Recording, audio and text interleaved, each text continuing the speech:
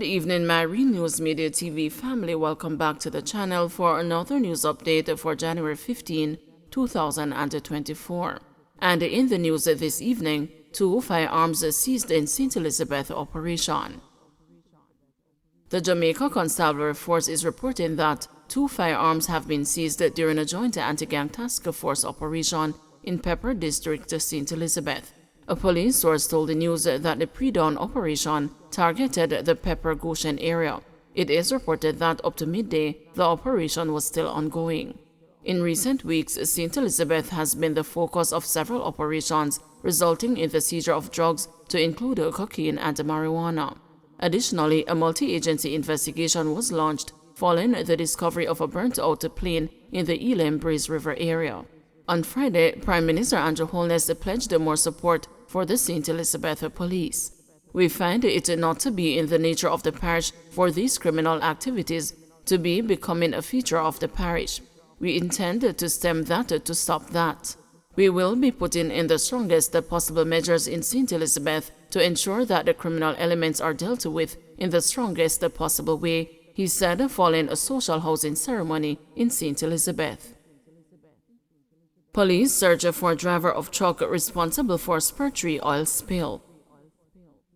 The police have launched a search for the driver of a truck responsible for a major oil spill along the Spurtree Hill Main Road in Manchester this morning. The spill triggered several motor vehicle crashes along the roadway. 2 members of the Jamaica Constabulary Force were among several people injured in separate crashes. The police say there were 6 crashes involving 7 vehicles. The police service vehicle crashed into a utility pole, while another motorist became trapped in their vehicle and was removed by firefighters. The oil spill resulted in the road being closed for several hours from sometime after 6 a.m. This caused a traffic snarl and significant delays for commuters, including scores of students en route to schools in Manchester and St. Elizabeth. Most of the traffic was diverted through Plowden in South Manchester. The road has since been reopened. Head of the St. Elizabeth Police Division, Acting Superintendent Coleridge Minto, says that the Manchester, St. Elizabeth and Westmoreland Police Divisions are collaborating to locate the truck they believe spilled the oil along the roadway.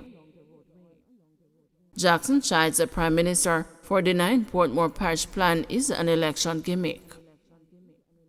The parliamentary opposition says the latest assertion by Prime Minister Andrew Holness that the government's intention to make Portmore a parish is not an election gimmick is nothing more than a deceptive tactic. Mr. Holness addressed the issue in his presentation at the Jamaica Labour Party's Central Executive meeting on Sunday, where he said the country's evolution requires the government to make strategic changes to enhance the development of areas like Portmore. But opposition spokesperson for affairs concerning Portmore, Fitz Jackson, who has demanded more consultation regarding the impending status change for the municipality, says that the Prime Minister's remarks insult the intelligence of residents of Portmore and the Jamaican people at large. Mr. Jackson reiterated the absence of concrete plans for the development of Portmore.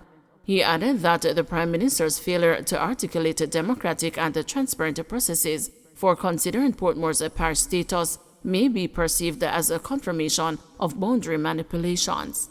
Jamaica cannot and ought not to resume such practices that have in the past led to violence, bloodshed, and hundreds of deaths.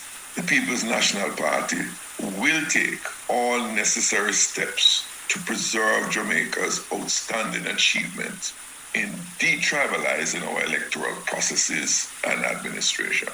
This will include legal actions and civil protests. Sister desperate to find a missing brother. For Maxine Mitchell, her brother Cedric Mitchell's smile can not only light up a room, it can easily make her worst day better. Today, her greatest wish is to see his smile again, as Cedric, who is a British national, who is originally from St. Elizabeth and currently lives in Goshen in the parish, has been missing for almost 5 months. Reports are that he was last seen on July 26, 2023, in Fantiland district in the parish. Cedric is of brown complexion, slim build, and approximately 5 feet 8 inches.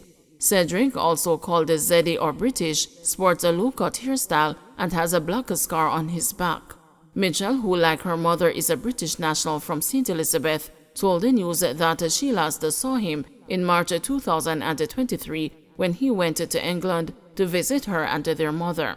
However, after hearing about his disappearance, she flew to Jamaica and is adamant that she will not leave until he is found. She has literally taken to the streets seeking anyone who may have an idea of where he is. Mitchell is also not ruling out foul play. I know that my brother would want us to keep looking for him and to find him, whether he is dead or alive. We just want a closure. We just want to know what happened to him, the 56-year-old said. I just can't leave without knowing what happened. I miss him so much. I just want to see him.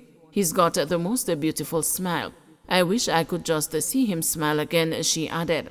Unable to hold back tears, Mitchell told the news that although she fears her brother isn't alive, she refuses to give up hope or stop looking for him. I don't know if he is alive, but I am hoping he is. I keep seeing his face and I keep dreaming him that he's not in a good place, she said. Mitchell said that since her brother's disappearance, her life has not been the same. I'm scared and anxious. I feel like I'm going crazy, like I have no idea who I am. The amount of crying I've done is so much. I haven't slept and I don't know. It's just too much, she said with tears rolling down her face. Mitchell added that Cedric's disappearance has been hard on the entire family, especially their 85-year-old mother. Mitchell said that the matriarch has barely spoken, lost weight, and just sits and reminisces on Cedric's younger years. Anyone knowing the whereabouts of Cedric Mitchell is being asked to contact the Santa Cruz Police at 876-966-2289, 119 police emergency number, or the nearest police station. Fight over missing gun lands a man in hot water. A corporate-era man will spend several more weeks in custody before he knows his fate, as he is to be sentenced for assaulting another man over a missing firearm. O'Shane Smith pleaded guilty to assault occasioning actual bodily harm and assault at a common law in the Kingston and St. Andrew Parish Court late last week.